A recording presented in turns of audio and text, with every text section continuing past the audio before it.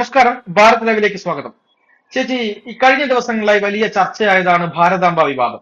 അനാവശ്യമായി ഗവർണറെ ഭാരതാംബ വിവാദത്തിലേക്ക് വലിച്ചിഴക്കുകയും രാജ്ഭവനിൽ എന്താണ് വെക്കേണ്ടത് എന്നുള്ള തിട്ടൂരം കൽപ്പിക്കുകയും ഒക്കെ ചെയ്ത് നമ്മൾ കണ്ടതാണ്. അതോടൊപ്പം തന്നെയാണ് ഈ സർവകലാശാലയുമായി ബന്ധപ്പെട്ട്, അതായത് കേരള സർവകലാശാലയുമായി ബന്ധപ്പെട്ട് അവിടെ ഒരു പരിപാടി നടത്തുമ്പോൾ ആ പരിപാടി തടയുകയും അതിൽ ഭാരതാംബയുടെ ചിത്രമുണ്ട് എന്ന് പറഞ്ഞുകൊണ്ട് രജിസ്ട്രാർ അനാവശ്യമായി ചില രാഷ്ട്രീയ ഇടപെടലുകളുടെ ഭാഗമായിട്ട് ചില കാര്യങ്ങൾ നടന്നു നമ്മൾ കണ്ടു. പക്ഷേ ഇപ്പൊ കോടതി രജിസ്ട്രാർക്ക് വലിയ തിരിച്ചടി സംഭവിച്ചിരിക്കുന്നു. അതുപോലെ തന്നെ UGC ചട്ടങ്ങൾ മറികടന്നുകൊണ്ട് രജിസ്ട്രാർ നിയമിച്ചിരിക്കുന്നു. അതായത് അദ്ദേഹത്തിന്റെ പ്രിൻസിപ്പൽ പദവിയൊക്കെ UGC ചട്ടങ്ങൾ മറികടന്നുകൊണ്ടാണ് എന്നുള്ള ഒരു ആരോപണം വരുന്നുണ്ട്. അത് റദ്ദ് ചെയ്യപ്പെട്ടേക്കാം എന്നുള്ള കാര്യങ്ങൾ കൂടെ വരുന്നുണ്ട്. ഹൈക്കോടതി വളരെ ശക്തമായ നിലയിലാണ് ഈ കാര്യത്തിൽ സംസാരിച്ചിട്ടുള്ളത്. എന്ത് തോന്നുന്നു ഇക്കാര്യത്തിൽ? തീർച്ചയായിട്ടും ഈ ഭാരതാംബ വിവാദം അനാവശ്യമായിരുന്നു എന്നുള്ള കാര്യം ഇപ്പോ ബോധ്യപ്പെട്ടിട്ടുണ്ടാകുമെന്നാണ് എനിക്ക് തോന്നുന്നത്. ഇത്തരം വിവാദങ്ങൾ ഉണ്ടാക്കുന്നതിന്റെ പ്രധാനപ്പെട്ട കാരണം RSSനെ എതിർക്കുന്നു എന്ന് പറഞ്ഞുകൊണ്ട് മറ്റു ചില മതവിഭാഗങ്ങളെ പ്രീണിപ്പിക്കാൻ സർക്കാർ നടത്തുന്ന നിരന്തരമായ നീക്കമാണ്. സ്റ്റാർ ആകാൻ വേണ്ടി, അല്ലെങ്കിൽ ഇടതുപക്ഷക്കാരുടെയും ഒപ്പം ചില മതമൗലികവാദികളുടെയും ചില മൗലിക വിഭാഗങ്ങളുടെയും ഒക്കെ വോട്ട് തേടാനും ചിലരെ പ്രീണിപ്പിക്കാനും ഒക്കെ നടത്തുന്ന ശ്രമത്തിന്റെ ഭാഗമാണിതെന്നുള്ളത് നമുക്ക് വ്യക്തമായി മനസ്സിലാക്കാൻ സാധിക്കും.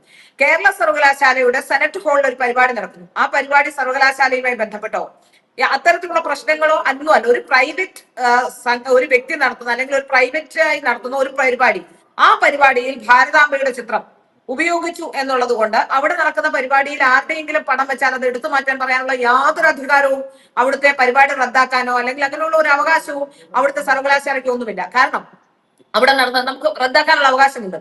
ഏതെങ്കിലും തരത്തിലുള്ള രാജ്യദ്രോഹപരമായ ഏതെങ്കിലും പരിപാടിയാണ് നടത്തുന്നതെങ്കിൽ, അല്ലെങ്കിൽ അത് ഏതെങ്കിലും തരത്തിലുള്ള ഏതെങ്കിലും നിരോധിക്കപ്പെട്ട സംഘടനയുടെ പരിപാടിക്കാണ് കൊടുത്തതെങ്കിൽ ആ സമയം റദ്ദാക്കാം. ഇത് ഗവർണർ, സർവകലാശാലയുടെ ചാൻസലർ കൂടിയായ ഗവർണർ പങ്കെടുക്കുന്ന ഒരു പരിപാടി, ആ പരിപാടി അതൊരു തികച്ചും സ്വകാര്യമായ പരിപാടിയാണ്.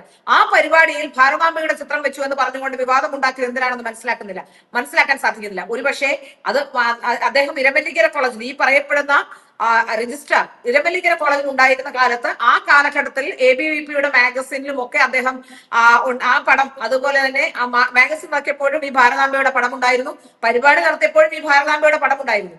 ഒരുപക്ഷെ രാഷ്ട്രീയക്കാരെ സ്വാധീനിക്കാനോ അല്ലെങ്കിൽ രാഷ്ട്രീയ നേതൃത്വങ്ങളോട് അനുഭവം പ്രകടിപ്പിച്ചുകൊണ്ടോ ഒക്കെ ആയിരിക്കാം ഇത്തരത്തിലുള്ള സ്വന്തം ഐഡന്റിറ്റി പോലും മറന്ന് പെരുമാറുന്നതെന്നാണ് എനിക്ക് തോന്നുന്നത്. എന്ത് കാരണത്താലാണ് ആ പരിപാടി ഗവർണർ അവിടെ എത്തി ദേശീയഗാനം തുടങ്ങുമ്പോൾ റദ്ദാക്കി എന്ന് ആ പരിപാടി റദ്ദാക്കിയതായി അറിയിക്കുകയായിരുന്നു. ഇവിടെ യഥാർത്ഥത്തിൽ കോടതി ചോദിച്ചത് വളരെ കൃത്യമായ കാര്യം തന്നെയാണ്. അത് ഭാരതാംബ എന്ന് പറയുന്നത് എങ്ങനെയാണ് മതചിഹ്നമാകുന്നത്, എന്തൊക്കെ തരത്തിലുള്ള കൃത്യവിലോപമാണ് ഉണ്ടായതെന്ന് വളരെ കൃത്യമായി തന്നെ VC പറഞ്ഞിട്ടുണ്ട്. അപ്പൊ VCയെ കൂടി ആരോപണം നിലനിർത്തുന്ന രീതിയിലുള്ള കാര്യങ്ങളായിരുന്നു ചെയ്തുകൊണ്ടിരുന്നത്. ഞാൻ ചോദിക്കട്ടെ, ഇത്രയും കാലം ഇല്ലാതിരുന്ന വിവാദം ഇത്ര പെട്ടെന്ന് പൊട്ടിമുളയ്ക്കേണ്ട ആവശ്യം എന്താണ്? പ്രസാദ് രാജ്ഭവനിൽ നടക്കുന്ന ഒരു പരിപാടിയിൽ കൃഷി മന്ത്രി ഇറങ്ങിപ്പോകുന്നു, അതിനെ തുടർന്ന് വിവാദങ്ങൾ ഉണ്ടാകുന്നു.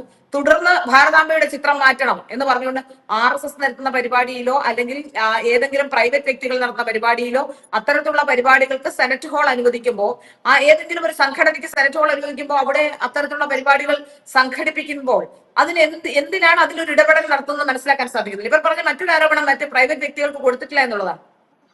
നിരവധി ക്രിസ്മസ് കരോൾ അടക്കം നിരവധി പരിപാടികൾ സെനറ്റ് ഹാളിൽ നടത്തിയിട്ടുണ്ട്. ഞാൻ ചോദിക്കട്ടെ, ക്രിസ്മസ് കരോൾ നടത്തുമ്പോൾ അവിടെ മതചിഹ്നമായ കുരിശോ അല്ലെങ്കിൽ അവിടെ മറ്റേ യേശുവിന്റെ ചിത്രങ്ങളോ പുൽക്കൂടോ ഒരുക്കരുതെന്ന് പറയാൻ കഴിയുമോ? അത് പറയാൻ നമുക്ക് കഴിയില്ല. പറയുന്നത് തെറ്റാണ് താനും, അത് പറയരുതെന്നാണ് എന്റെ പക്ഷം. അപ്പൊ ഒരാൾ ഒരു ഹോള് എടുത്തു കഴിഞ്ഞാൽ ആ ഹോളിൽ നടക്കുന്ന പരിപാടി രാജ്യദ്രോഹപരമോ അല്ലെങ്കിൽ ഏതെങ്കിലും നിരോധിക്കപ്പെട്ട സംഘടനയുടെ അല്ലാത്ത പക്ഷം, അവിടെ ഏതെങ്കിലും തരത്തിലുള്ള പ്രശ്നങ്ങൾ ഉണ്ടാകാത്ത പക്ഷം അവിടെ ചെന്ന് അവിടെ അത് വെക്കണ്ട, അല്ലെങ്കിൽ അവിടെ മൈക്ക് വെക്കണ്ട, അല്ലെങ്കിൽ അവിടെ ഭാരതാംബയുടെ ചിത്രം വെക്കണ്ട, അവിടെ നിലവിളക്ക് കത്തിക്കണ്ട എന്നൊന്നും പറയാൻ ആ ഹോളുകാർക്കോ അല്ലെങ്കിൽ അതിനെ പ്രതിദാനം ചെയ്യുന്ന സർക്കാരാണെങ്കിൽ സർക്കാരിനോ അവകാശമില്ല. ഇതെല്ലാം ലംഘിച്ചുകൊണ്ട് എന്ത് പേക്കൂത്താണ്, സത്യത്തിൽ ഇതൊരു പേക്കൂത്ത് തന്നെയാണ് ഈ കാണിച്ചതെന്ന കാര്യത്തിൽ യാതൊരു സംശയമില്ല. അതും ഈ പരിപാടി അകത്ത് നടക്കുമ്പോൾ അതാണ് ഏറ്റവും രസകരമായ കാര്യം. DYFIയുടെ നേതാക്കന്മാർ പുറത്തു വന്നതുകൊണ്ട് ഈ പരിപാടി നടത്താൻ പറ്റില്ല എന്ന് പറയുമ്പോൾ പരിപാടി അകത്ത് നടക്കുകയാണ്.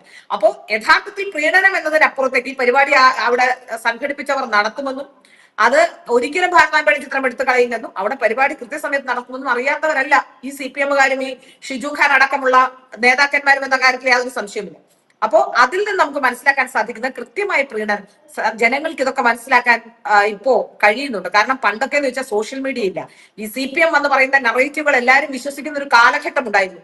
മാധ്യമങ്ങളും ഒട്ടൊക്കെ CPM-ന്റെ ഭാഗത്ത് തന്നെയായിരുന്നു. കാരണം പണ്ടൊക്കെ ഇടതുപക്ഷക്കാരാണ് കൂടുതൽ മാധ്യമ പ്രവർത്തകരായി വരുന്നത്. അതുകൊണ്ട് തന്നെ ഈ മാധ്യമ പ്രവർത്തകർ പറയുന്നത് അവരുടെ മനസാക്ഷിക്ക് അനുസരിച്ചും അവരുടെ രീതിക്ക് അനുസരിച്ചും അവരുടെ രാഷ്ട്രീയത്തിനനുസരിച്ചും കാര്യങ്ങൾ പറഞ്ഞ് പ്രചരിപ്പിക്കുകയായിരുന്നു ചെയ്തുകൊണ്ടിരുന്നത്. പത്രങ്ങളിലാണെങ്കിലും അങ്ങനെയൊക്കെ തന്നെയായിരുന്നു. അതുകൊണ്ട് തന്നെ അന്നൊക്കെ കുറച്ച് ആളുകളൊക്കെ വിശ്വസിച്ചിരുന്നു. പക്ഷെ ഇപ്പൊ സോഷ്യൽ മീഡിയയുടെ കാലഘട്ടമായതോടുകൂടി ഫോൺ പിടിച്ചു നിൽക്കുന്ന ഒരാൾക്ക് പോലും ഇത് ജനങ്ങളിലേക്ക് എത്തിക്കാൻ കഴിയുന്നത് കൊണ്ട് ഇത്തരത്തിലുള്ള ശ്രമങ്ങൾ അല്ലെങ്കിൽ ഇത്തരത്തിൽ പറയാൻ ശ്രമിക്കുന്ന ശ്രമങ്ങൾ ഇത്തരത്തിലുള്ള നറേറ്റീവുകൾക്ക് വലിയ ആയുസില്ല എന്നാണ് നമുക്ക് മനസ്സിലാക്കാൻ സാധിക്കുന്നത്. അതുകൊണ്ട് തന്നെ ഇത്തരത്തിലുള്ള ഏത് ഗിമ്മിക്ക് കാണിച്ചാലും അതിന്റെ സത്യാവസ്ഥ പുറത്തു വരിക തന്നെ ചെയ്യും. ഇവിടെ നോക്കൂ, അടിയന്തര ഇടപെടൽ നേടിക്കൊണ്ടാണ് ഹൈക്കോടതിയിലേക്ക് പോയിട്ടുള്ളത്. ഹൈക്കോടതിയിൽ ചെന്നപ്പോ ഹൈക്കോടതി പറഞ്ഞത് ഭാരതാംബയുടെ ചിത്രം മതചിഹ്നമാകുന്നത് എങ്ങനെയാണ്, എന്തൊക്കെ തരത്തിലുള്ള കൃത്യവിലോപം ഉണ്ടായിട്ടുണ്ട്, ഇത് വിശദമായ വിശദീകരണം വൈസ് ചാൻസലർ നൽകണം എന്ന ആവശ്യം ഉന്നയിച്ചുകൊണ്ടാണ് കോടതി ഈ വിഷയത്തിൽ ഒരു തീരുമാനമെടുത്തിട്ടുള്ളത്. കോടതി ഇതിൽ ഇടപെട്ടിട്ടില്ല എന്നുള്ളതാണ് മനസ്സിലാക്കാൻ സാധിക്കുന്നത്. വരും ദിവസങ്ങളിൽ ഇതുമായി പ്രധാനപ്പെട്ട കാര്യം എന്ന് പറയുന്നത് ഹൈക്കോടതി ഒരു നിർണായകമായ ചോദ്യം ചോദിച്ചിട്ടുണ്ട്. അതായത് ഭാരതാംബയെ കൊടിയേന്തിയ സ്ത്രീ എന്ന് പറയുന്നത് അല്ലെങ്കിൽ അത്തരത്തിലൊരു പ്രസ്താവന നടത്തിയത് വളരെ ദൗർഭാഗ്യകരമായി പോയി എന്നാണ് ഹൈക്കോടതി പറഞ്ഞിട്ടുള്ളത്. അത് ഈ പറയുന്ന ആളുകൾക്കെല്ലാം ഏറ്റവും ശക്തമായ തിരിച്ചടിയല്ലേ? തീർച്ചയായും അതെ. ഭാരതാംബയെ കൊടിയേന്തിയ സ്ത്രീ എന്ന് പറയുമ്പോൾ ആലോചിക്കണം, ഭാരതം എന്ന കൺസെപ്റ്റ് തന്നെ സ്ത്രീയിൽ അധിഷ്ഠിതമായ ഒരു കൺസെപ്റ്റാണ്. നമ്മൾ രാജ്യത്തെ പറയുന്ന ഭാരതത്തെ പറയുന്ന ഒരു സ്ത്രീ കൺസെപ്റ്റിലാണ് നമ്മൾ അതിലെ രാജ്യത്തെ ഭാരത മാതാവ് എന്ന് നമ്മൾ അഡ്രസ് ചെയ്യുന്നത്. അപ്പൊ തീർച്ചയായിട്ടും ഭാരതാംബയെ കൊടിയേന്തിയ സ്ത്രീ എന്ന് പറയുമ്പോൾ അത് ശരിക്കും പറഞ്ഞാൽ രാജ്യത്തെ അവഗണിക്കലാണ്, അല്ലെങ്കിൽ രാജ്യത്തെ അനാദരിക്കലാണ്. ഭാരതാംബ എന്ന് പറയുന്നത് ഭാരതത്തിന്റെ ഒരു കൺസെപ്റ്റ് എന്ന് മാത്രമേ ഉള്ളൂ. അപ്പൊ അത് തീർച്ചയായിട്ടും അത് അവഹേളിക്കലാണ്. അപ്പൊ അതുകൊണ്ട് തന്നെയാണ് എങ്ങനെയാണ് അത് പറയാനുള്ളത്, ഒരു ആലോചിക്കണം, ഉത്തരവാദിത്തപ്പെട്ട പൊസിഷനിലിരിക്കുന്ന ഒരു ഉദ്യോഗസ്ഥനാണ് അത് പറയുന്നത് എന്നുള്ളതാണ്. അദ്ദേഹം കൃത്യമായി തന്നെ രാഷ്ട്രീയം കളിക്കുകയായിരുന്നു എന്ന കാര്യത്തിൽ സംശയമില്ല. ഏതൊക്കെയോ കുട്ടി സഖാക്കന്മാരെയോ അല്ലെങ്കിൽ ഏതൊക്കെയോ സഖാക്കന്മാരെയോ ഒക്കെ സന്തോഷിപ്പിക്കാൻ ചെയ്തൊരു കാര്യമാണ്.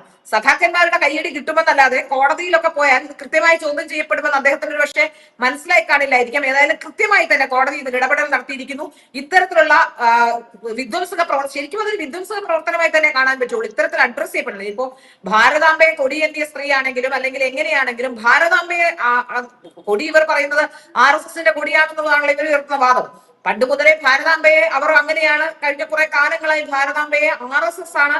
ഈ തീർച്ചയായിട്ടും മറ്റു രാഷ്ട്രീയക്കാരൊന്നും ഇങ്ങനെ ഇവരെ ഭാരതാംബയെ അടക്കമുള്ള കാര്യങ്ങൾ വെക്കുമ്പോ അല്ലെങ്കിൽ അതിനെ ആദരിക്കുമ്പോൾ മറ്റാരും ആദരിച്ചും കണ്ടിട്ടില്ല. രാഷ്ട്രത്തെക്കുറിച്ച് ഏറ്റവും കൂടുതൽ കൺസേൺ ഉള്ള ഒരു സംഘടന എന്ന രീതിയിൽ അതിനെ വളരെ കൃത്യമായി തന്നെ ഒരു രാഷ്ട്രബോധമുള്ള അല്ലെങ്കിൽ രാഷ്ട്രത്തെ സ്നേഹിക്കുന്ന നാഷണലിസ്റ്റിക് താല്പര്യങ്ങളുള്ള ഒരു സംഘടന എന്ന രീതിയിൽ അവർ RSSകാർ അതിനെ വളരെ പരമപ്രധാനമായി കാണുന്നുണ്ട്. എല്ലാ വേദികളിലും അവർ അത് വെക്കുന്നുണ്ട്, മറ്റാരും അത് വെക്കുന്നില്ല. അതുകൊണ്ട് അവർക്ക് അത് കൊടിയേന്തിയ സ്ത്രീയായി പരിഗണിക്കുമ്പോൾ യഥാർത്ഥത്തിൽ അത് ചെയ്യുന്നത് രാജ്യവിരുദ്ധമാണ്. അങ്ങനെ ഒരു പ്രസ്താവന പോലും രാജ്യവിരുദ്ധമാണെന്ന് കണക്കാക്കേണ്ടി വരും. അത്തരത്തിലുള്ള പ്രസ്താവനയാണ് CPM നടത്തിയിട്ടുള്ള കാര്യത്തിൽ യാതൊരു സംശയവുമില്ല. ഇതില് എനിക്ക് ഏറെ രസകരമായി തോന്നിയ ഒരു കാര്യം എന്ന് പറയുന്നത് ഈ ഹൈക്കോടതിയുടെ ഈ കമന്റ് പുറത്തു വന്നതിന് ശേഷം പല ചാനലുകളിലും ഇത്തരം വാർത്ത വന്നപ്പോൾ അതിന്റെ അടിയിലൊക്കെ കമന്റ് ആയിട്ട് വന്ന് പറയുന്ന ആളുകളുണ്ട്. അതായത് കോടതി എന്ത് കണ്ടിട്ടാണ് ഇരിക്കുന്നത്, കോടതി ഭരണഘടന വായിച്ചിട്ടില്ലേ, ഭരണഘടനയിൽ ഈ പറയുന്ന ഭാരതാംബയെ നിർവചിച്ചിട്ടുണ്ടോ, അങ്ങനെയൊന്നും ഞങ്ങൾക്ക് തോന്നിയത് ഞങ്ങൾക്ക് ഭാരതാംബയെ പറയുമെന്ന് പറയുന്ന രീതിയിൽ കുറെ ആളുകൾ, എനിക്ക് തോന്നുന്നു കൂടുതലും ഈ സുഡാപ്പി കമ്മിയ വിഭാഗങ്ങളാണ് ഇത്തരം കമന്റുകൾ വന്നിടുന്നത്. ഈ രീതിയിലുള്ള ഒരു രാഷ്ട്രീയ ബോധമുള്ള അല്ലെങ്കിൽ രാഷ്ട്രബോധമുള്ള നിയമബോധമുള്ള ആളുകളെ എങ്ങനെയാണ് ഇത്തരം കാര്യങ്ങൾ പറഞ്ഞു ബോധിപ്പിക്കുക എന്നതാണ് ഒരു സംശയം. തീർച്ചയായും അതെ, ഇവരുടെ രാഷ്ട്രബോധം പഠിപ്പിക്കാൻ കഴിയില്ല. ഒരു പക്ഷേ അവർ വേറൊരു രാഷ്ട്രം സ്വപ്നം കണ്ട് കഴിയുന്നവരാണല്ലോ. ഒരു 2032 ആകുമ്പോഴേക്കും മറ്റൊരു മതരാഷ്ട്രം ഉണ്ടാകുമെന്ന് വിശ്വസിച്ച് കഴിയുന്ന ആൾക്കാരെ സംബന്ധിച്ചിടത്തോളം ഒരു നാഷണലിസ്റ്റിക് പെർസ്പെക്റ്റീവിൽ കാര്യങ്ങൾ കാണാൻ കഴിയില്ല. അവരെ സംബന്ധിച്ചിടത്തോളം സത്യത്തിൽ ഇത് പലപ്പോഴും ഈ CPM-ഉം മറ്റുള്ള ആൾക്കാരും ഒക്കെ ക്രിയേറ്റ് ചെയ്യുന്ന നറേറ്റീവുകളാണ് പലപ്പോഴും സോഷ്യൽ മീഡിയയിലൊക്കെ വരുന്നത്.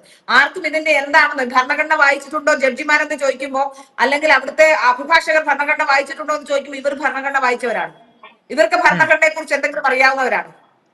അപ്പോ അതൊന്നുമല്ല, വെറുതെ ഇരുന്ന് ഇങ്ങനെ പറയുന്നു എന്നതിനപ്പുറത്തേക്ക് വെറുതെ സോഷ്യൽ മീഡിയയിൽ വെറുതെ പോകുന്നവരല്ല. ഇപ്പൊ വാഴത്തവരെല്ലാം വെളിച്ചപ്പാടെന്ന് പറയുന്ന പോലെ എന്തെങ്കിലും കാണുമ്പോൾ എന്തെങ്കിലും എഴുതി വെച്ചിട്ട് പോകുന്നവരാ. കൃത്യമായ 4 ചോദ്യം ചോദിച്ചാൽ ഇവരൊക്കെ മറുപടി പറയാനില്ലാത്തവരായി മാറുന്നത് നമുക്ക് അറിയാൻ പറ്റും. അപ്പൊ അതുകൊണ്ട് പിന്നെ മുഖമില്ലാത്ത ഐഡിയകളൊക്കെയാണല്ലോ ഈ സംസാരിക്കുന്നത്. ഇവരെ രാഷ്ട്രബോധം പഠിപ്പിക്കുക എളുപ്പമല്ല എന്ന കാര്യത്തിൽ യാതൊരു സംശയവുമില്ല. അവർ മറ്റൊരു മതരാഷ്ട്ര സ്വപ്നം കണ്ട് വളരുന്നവരെ സംബന്ധിച്ചിടത്തോളം അവർക്ക് ഇന്ധനവും ഊർജവും നൽകുന്ന രീതിയിലാണ് മറ്റുള്ള CPM-കാരുടെയും ഒക്കെ പ്രവർത്തനം എന്നുള്ളതാണ് ഇവിടെ ശ്രദ്ധിക്കപ്പെടേണ്ട കാര്യം. അത്തരത്തിൽ രാജ്യത്തിന് വേണ്ടി പ്രവർത്തിക്കാതെ ചില താല്പര്യങ്ങൾക്ക് വേണ്ടിയെങ്കിലും അവരുടെ വോട്ട് ബാങ്ക് പൊളിറ്റിക്സ് ആയിരിക്കാം, പക്ഷെ വോട്ട് ബാങ്കിന് വേണ്ടിയാണെങ്കിലും രാജ്യത്തെ വിഘടനവാദികൾക്ക് അല്ലെങ്കിൽ അത്തരക്കാർക്ക് സൗകര്യം ചെയ്യുന്ന രീതിയിലേക്ക്, അത്തരക്കാർക്ക് ഗുണകരമാകുന്ന രീതിയിലേക്കുള്ള പ്രവർത്തനങ്ങളാണ് ഇവർ നടത്തുന്നത്. ലോങ് റണ്ണിൽ ഇത് ഉപയോഗപ്പെടുക ഇത്തരത്തിലുള്ള വിഘടനവാദികൾക്കാണെന്ന കാര്യത്തിൽ സംശയമില്ല. ശരി, എന്തായാലും ഇത്തരം ഒരു കാര്യത്തിൽ രാഷ്ട്രീയ ലാഭത്തിന് വേണ്ടി ഇറങ്ങി പുറപ്പെട്ട രജിസ്ട്രാർക്ക് ശക്തമായ തിരിച്ചടി തന്നെയാണ് ഏറ്റിട്ടുള്ളത്. ഇനി കൂടുതൽ അദ്ദേഹത്തിന് എന്ത് നടപടി എടുക്കുമെന്ന് ചാൻസലറായിട്ടുള്ള ഗവർണറാണ് തീരുമാനിക്കേണ്ടത്. അത് നമുക്ക് വരും ദിവസങ്ങളിൽ കണ്ടറിയാം. ഒരുപാട് നന്ദി.